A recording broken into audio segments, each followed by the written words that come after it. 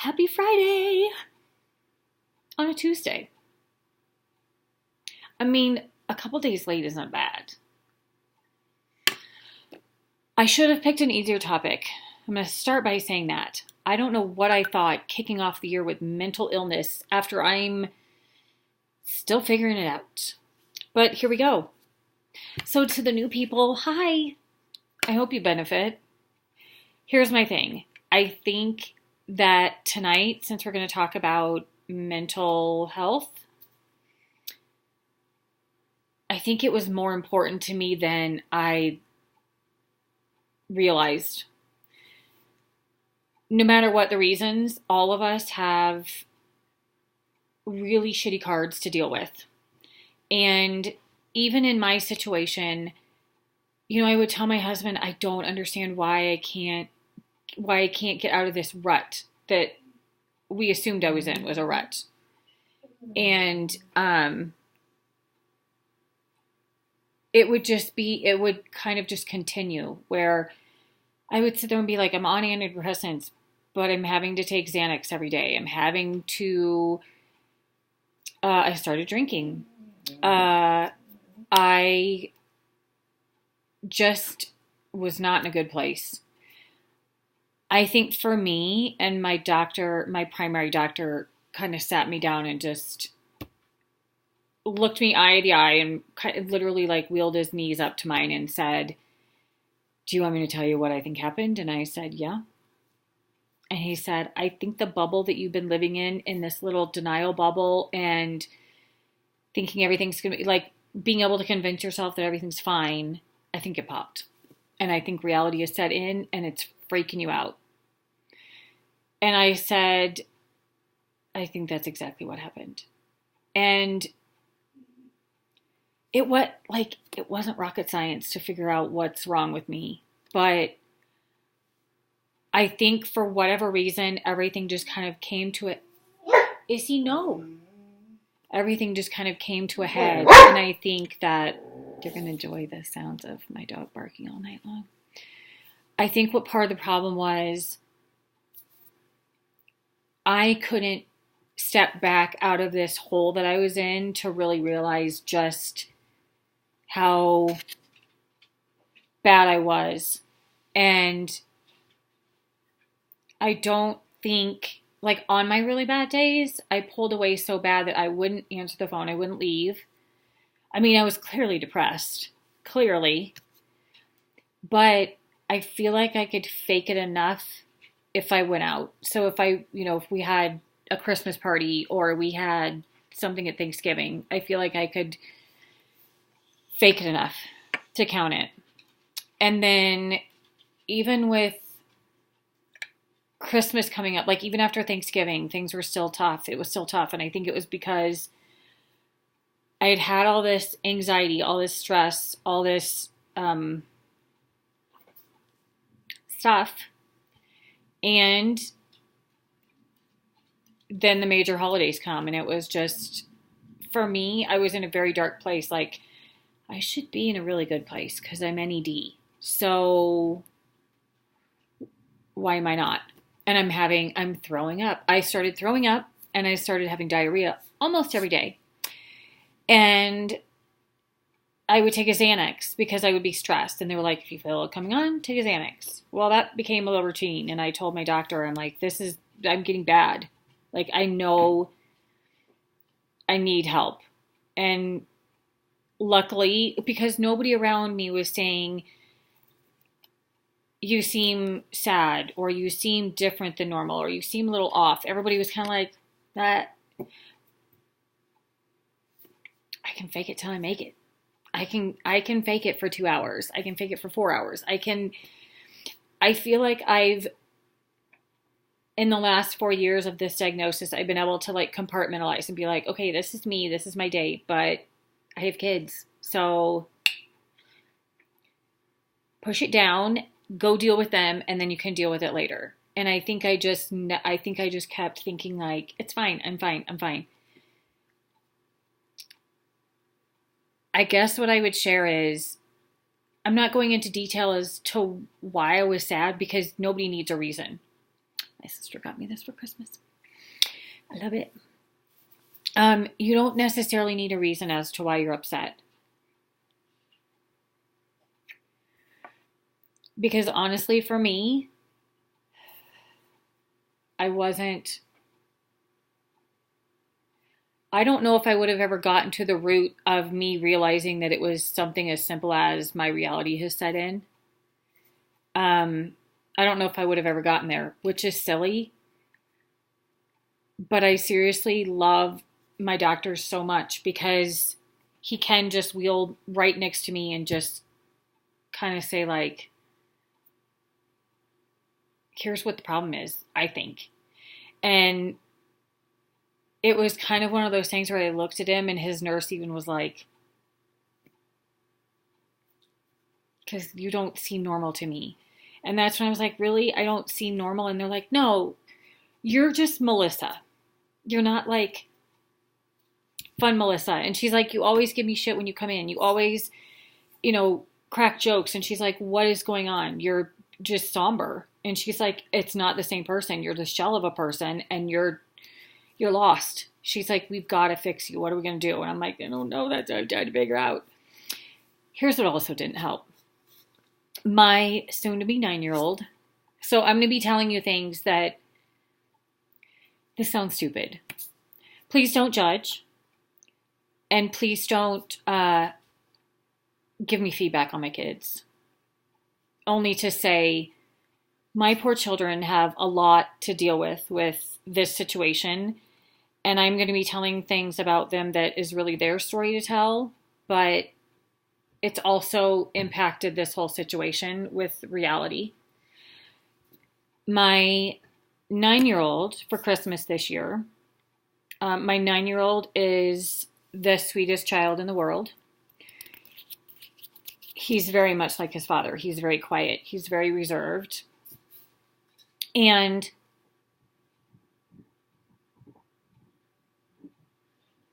he's got some OCD of mine. I would show you on that. Like, this poor child all of a sudden got back into Hot Wheels. Please excuse my mess. But he got back into Hot Wheels. You can't really tell because I messed it up by moving their stuff. He has rainbow color-coded. Yes, that's my disaster front hallway while we're waiting to pull all of our... Oh, no, that's my kids' coats. Those damn kids. I have an entryway thing. They still throw it on the floor. Anyway, he has all of his cars in a rainbow that line up by color, by style. So, like, the Indy cars are in the front, whereas, like, the monster trucks are in the back because they're bigger. I say that because I love the kid, but he's me in that sense, where it's like... And Declan has very serious eating issues. They diagnosed him with Fuflarkin. It's 4 letters. Restrictive. It's basically not bulimia or anorexia. There's another third thing where it's restrictive eating, that you're just so restrictive. That's my child. My Corbin is going to be 7 in April. And she is a girl with a penis. She was born a boy. Maybe. Always from the minute that, so it kind of, people are always like, how did you know? Well, we went through it because, at a very young age, Corbin, you do one of those things where you go to Target and you're like, what do you want? Let's get a treat. You can have a treat because you're potty trained, whatever it was. And Declan went and picked a Lego or Hot Wheel or whatever was his thing at the time. And Corby starts having a meltdown and is like, I want this dress. The Elsa dress. Because the first Frozen was popular then. And Jason bought it because he was like, what do I do? And it just literally evolved from there, where it was screaming bloody murder, take the dress off. We always wanted to wear a dress. Hot flash. We always wanted to wear a dress. Seriously, look how red I am. My God. So there's a lot of guilt that I have from that because my little ovaries went through adriamycin and Cytoxan as well as Taxol twice. No, just once. I went through Taxol twice.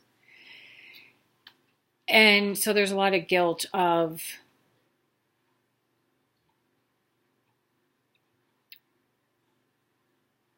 because I had all these toxins in my body, is that why my children are going to have more challenges in life. Sorry, that was my space heater. My Declan, both of my kids are very smart children, but Declan's probably smarter than I want him to be. So for Christmas this year, he's always been both my kids are believers in Santa and are very motivated, to be the best at Christmas. And they don't ask for much normally. Corbin will have a list. Of course, all girls have a list. But really nothing crazy. My kids have just always been really sweet and kind. We're driving back from Omaha at Thanksgiving. So we're home at Thanksgiving. I should say this. We were home at Thanksgiving. I started feeling sick on Sunday. And I started kind of having my diarrhea vomiting thing happen again. And I knew it was because I was leaving. Because every time I go to Omaha, I'll have this am I going to be back here again? And this time, oh, sorry, Muffin. This time, it was just, I got to see everybody. I got to eat everywhere I wanted to eat. And it was a wonderful visit. I ended the trip by going to breakfast with one of my best friends and her daughter, and she's graduating in May, and just kind of seeing her and seeing that kind of like being able to go back and think oh my God, I remember being 18 and being so excited to go to college, and it's the last 6 months of the year of the school year, and you're just senioritis, the whole deal that I think that hit in. And then on the way to the airport that night, my mom was asking the kids what they wanted for Christmas.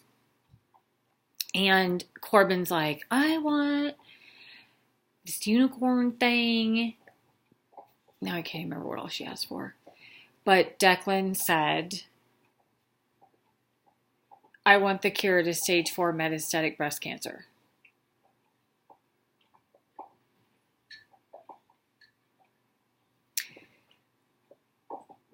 And I looked at my dad and I said, how do you fucking top that? What do you do with that?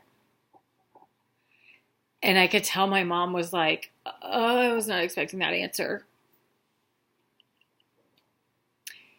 And it eats at me to this day because how do you... So my immediate response to him was, honey, that's not your job. Your job is to be a kid and have fun. Your job is not to cure mommy. And he said, I'm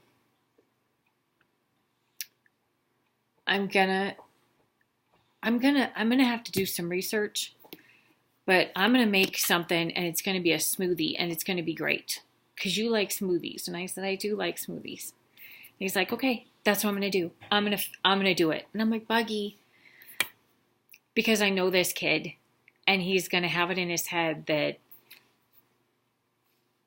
I've got to do this.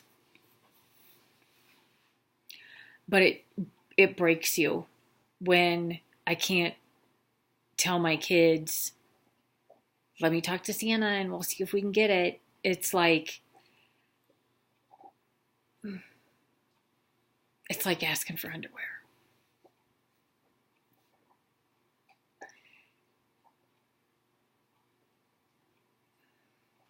So I ended Thanksgiving kind of coming back feeling like, wow, now it's Christmas. And what if I'm not around next year? And I kept having this like not able to get out of a rut. Normally 2 weeks. That's kind of my standard MO of morning time. And this one I couldn't get out of. So Dr. Kramer, this was around Thanksgiving because I was texting him. During this time, like to just give you an idea of how bad I was, I sent my oncologist a text and said, uncle, which has kind of become our code word for done, and he didn't respond. And I saw him the next day because I had to go in for my Xgeva shot. And he just was kind of like, yeah, I got your text, but you're stupid. You're fine. What you've got going on is up here and here. What do we need to do? And, he's just like, I need you here so that you can handle this. And the problem is I just looked at him. I'm like, I'm not there. Like, I'm not. I wasn't mentally in it. I wasn't emotionally in it. I was done. And that is not a good place to be in, because I'm not saying that I'm 100% better, but I'm glad that my doctor recognized it. And I'm glad that a couple people have said to me, like, you were little poopy pants. And it's tough. I guess my feedback is recognize a rut from severe depression.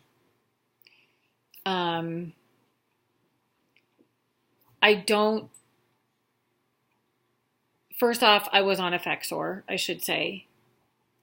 I've only been on this new drug a week and I don't know the names. Psychopram, maybe. Psychopram is way too little over there. They're little tiny ones. I can get it if anybody's wondering. So far, I feel like they make me feel better. The problem with the Effexor for me was I felt like I was like this all the time. And I've been on it since I had my ovaries out when I had Corbin. So December of 13. And we decided that maybe it just stopped working. Like maybe my body got used to it. X-Force. I would like to be on Ryan Reynolds' X-Force team. I feel like I don't have any superpowers other than the ability to have a very high tolerance for marijuana.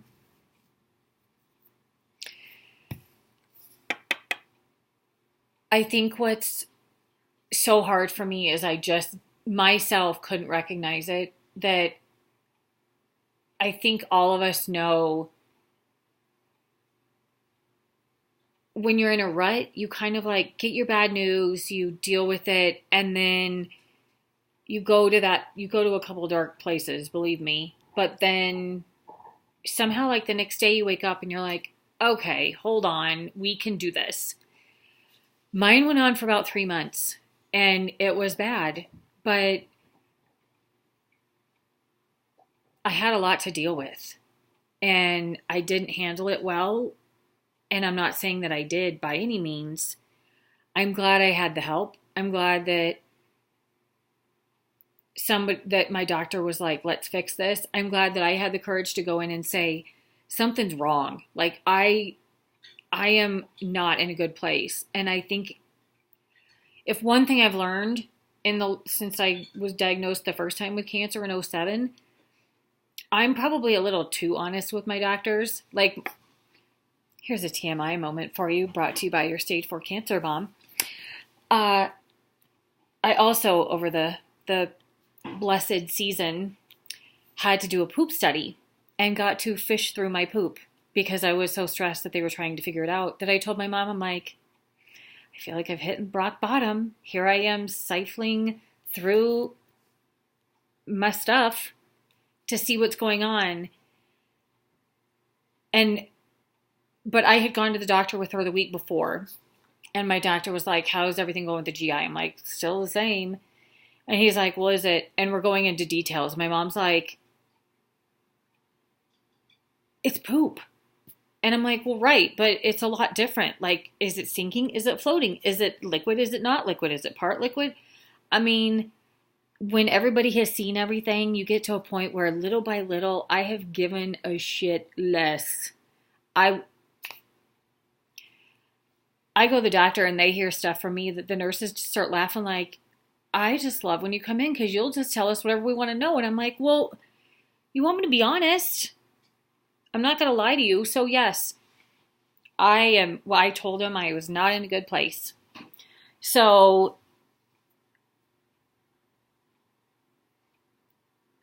I encourage you to seek help. I needed help when I was first diagnosed, knowing that I was going to have to take something, but I just couldn't feel the emotions with Effexor. It was just very flatlined, and I felt like I couldn't feel.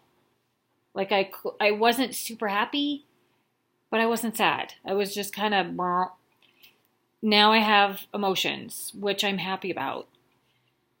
But I feel like I might need to still mix with the dose, but I also feel like I know I'm not in that rut anymore. Like I wake up in the morning and I don't need an hour and a half to get out of bed. I'm still sore, but 10 minutes.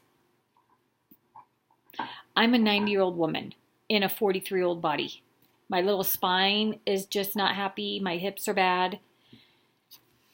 It takes a lot. But now I feel like I wake up and it's, oh, okay, I kind of feel great today. Great, even. Not even like, oh, I kind of feel good today. I've woken up and been like, I feel kind of great today, which has not been the norm. So it's been kind of a welcome change. I think that's all I have to say about that. Other than reach out to people, reach out to me, send me an email. You're more than welcome. I respond to stuff. What else? Okay, next week. Well, Friday. Because I'm going to be on it.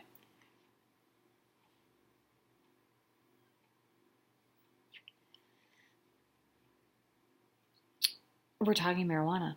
Shocking.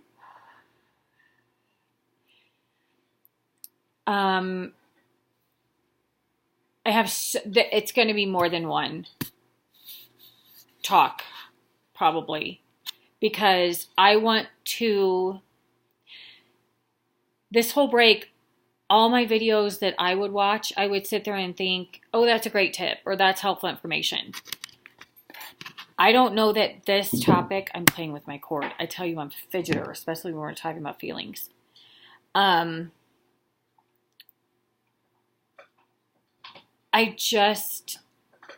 If anybody gets anything out of these, it makes me so happy.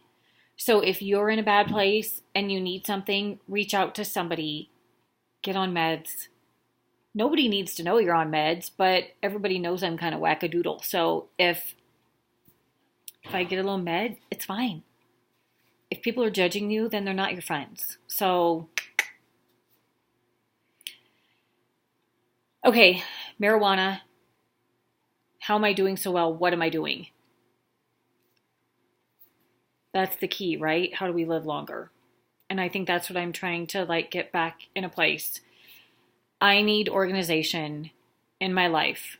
I've been striving for it for years, and I'm getting there. So we're going to talk organization. Please leave your comments. The next ones will be more fun, I hope. I just think this is such an important thing for all of us because I feel like your mental state is 99% of it. And for a short blip of this 4-year process that I've been through, everything kind of hit at once. But it may not even take that for other people. It may just be Tuesday was a tough day and something set me off and I'm not in a good place. It happens. So I don't want to ramble, even though I already have. But I love you guys. Boobies.